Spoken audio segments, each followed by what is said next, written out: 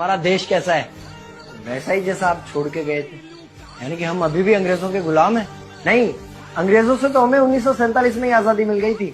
अच्छा, तो अब तो हमारे अपने लोग देश चलाते होंगे ना? हाँ, तब तो देश काफी आगे बढ़ गया होगा। जब हमारे अपने लोग देश चला रहे हैं तो गरीबी और भ्रष्टाचार का तो नाम ही नहीं होगा। सबको बराबर हक दिया जाता होगा, किसानों और मजदूरों का अच्छा ध्यान रखा जाता होगा ना? नहीं, ऐसा तो कुछ नहीं है। तो कैसा है बताना मुझे। कैसे हमारे अपने नेता, हमारे आजाद भारत के नेता, 100 साल हो गए मुझे गए हुए, बताना।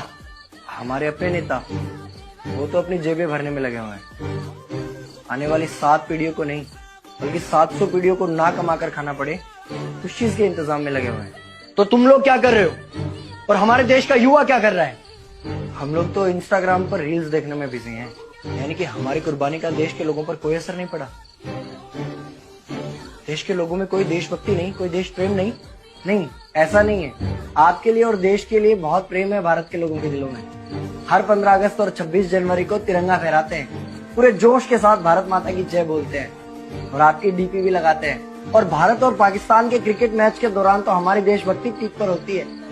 तुम इसे देशभक्ति समझते हो?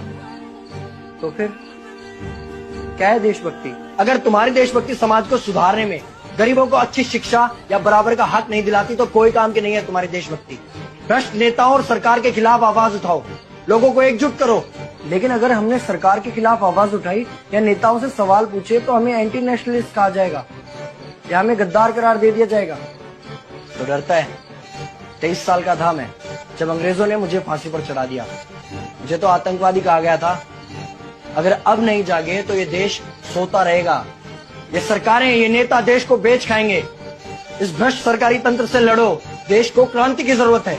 क्रांति यानी कि हमें हथियार उठाने होंगे, बंदूकें उठानी होंगी जैसे आपने उठाई थी। नहीं, हमारी क्रांति विचारों की थी। जब अंग्रेजी हुकूमत ने हमारी आवाज नहीं सुनी तो हमने और जोर से आवाज लगाई और अपने विचार रखे। और क्रांति केवल सत्ता को बदलने तक सीमित नहीं है, बल्कि इस भ्रष्ट अन्यायी तंत्र को जड़ से उखाड़ कर फेंकना है। पर ये होगा कैसे? अपने आसपास से शुरुआत करो। जो भी तुम्हें भ्रष्ट नजर आए उसके खिलाफ आवाज उठाओ, एक्शन लो। तुम्हारे टैक्स का पैसा नेताओं की जेब में जा रहा है, हिसाब मांगो। अपने वोट का सही इस्तेमाल करो, लोगों को जागरूक करो और इस देश को आजाद करवाओ। इंकलाब जिंदाबाद, इंकलाब जिंदाबाद।